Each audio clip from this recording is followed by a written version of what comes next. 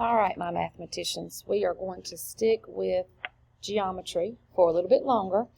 Today we're going to start looking at volume. And volume is the amount that is held by a container or an object. And all of these shapes that we're going to be looking at today are what we call three-dimensional because they have a depth to them. They're not just flat.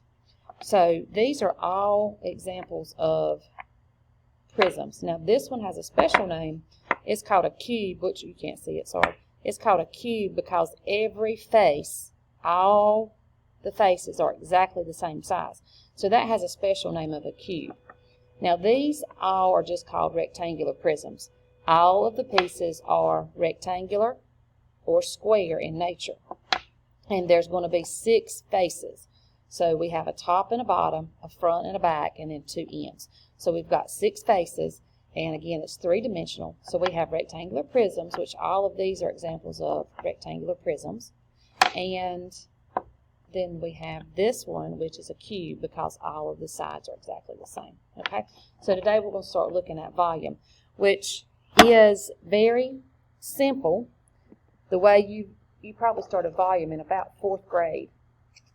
But I am going to ask you to start thinking about volume a little bit differently than we have in the past. You know, every year we want to try to gain and increase our knowledge. So I'm going to look at this rectangular prism, and if I do volume, some of you may already be thinking that I know that's length times width times height.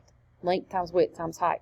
So if you've done that in the past, length times width is going to be 10 times 7 times 9. Some people like to put little times signs. Some people might put dots. I like to put parentheses. They all mean multiply. 10 times 7 times 9. And that's going to be 360. Well, 630, excuse me. Being dyslexic at the moment. Okay. One thing that I'm kind of bad about, and I may forget to do it, and I'm going to apologize ahead of time if I do. When we did area was like square inches because we said length times width. Well, this time we're technically saying centimeters times centimeters times centimeters. So we call that cubic centimeters. So we would put centimeters in the little 3 at the end. That would be cubic because it is a three-dimensional shape. And we're looking for the volume. So where I say I want you to start thinking about this a little bit differently. I know that I have been in classrooms and they just say multiply all 3 numbers together. And that is true, just multiply all 3 numbers together. But I want you to think about what we're really doing, so that'll help you when we start getting into more difficult shapes.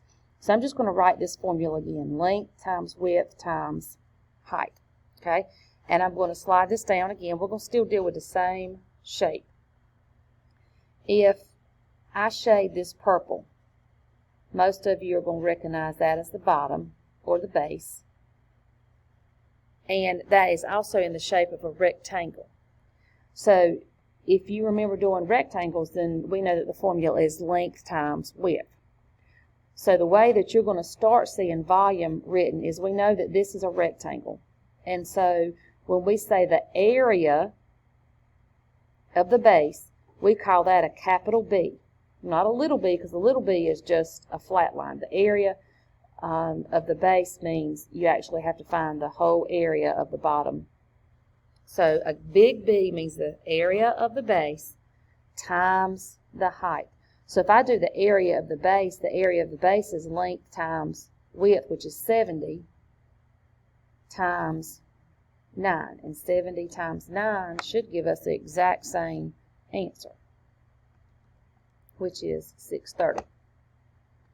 Now this is going to help us. Maybe if we can kind of see and make a connection here to shapes that we're used to doing, it's going to make, as we get to harder shapes, it'll make it a little bit easier if we can see that, make that connection. So let's go to another one right quickly.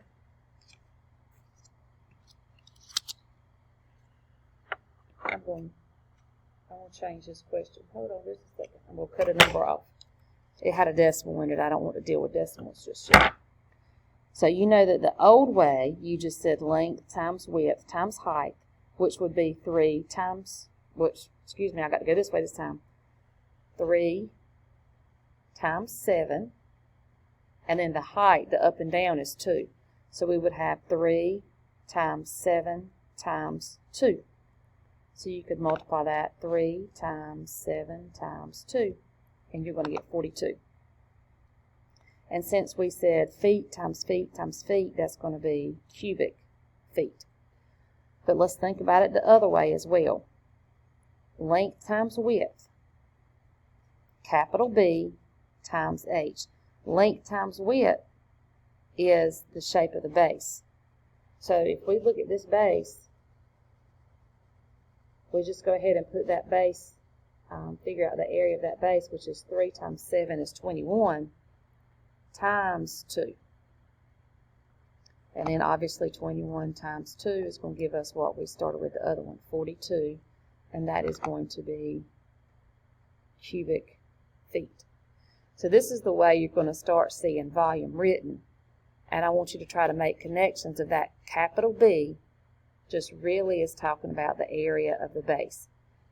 I feel like it's easier to make that connection with the volume because you've done of the volume of rectangular prisms because you've done rectangular prisms for a while. So again, like we've always thought about it, length times width times height, which this length times width is really the capital B, remember? Means find the area of the base. So if I say 7, this one's not quite as easy as the other one. If I trace this base, I don't actually have a number that's touching. I see my 7, but then my front and back measurement. My front and back measurement is actually the 4. I see it on top, but I just don't see it on the bottom, but it's understood to be there. So this will be 7 times 4, and then my height is that up and down, how tall it is 3. So if we do 7 times 4 times 3, 7 times 4 times 3 is going to give us 84. And then if we did meters, meters, meters, that's going to be cubic meters.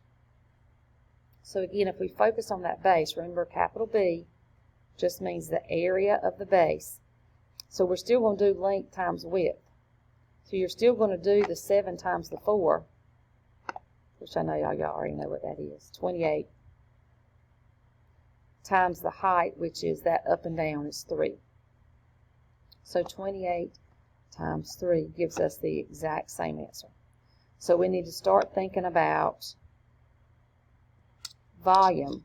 Really means we're going to find the area of the base, and then the height, we're going to fill up whatever that is. So if I take this little box, I'm going to find the area of the base of whatever that box is, and then I'm going to fill it up, and then the height is going to tell me that volume when I multiply it.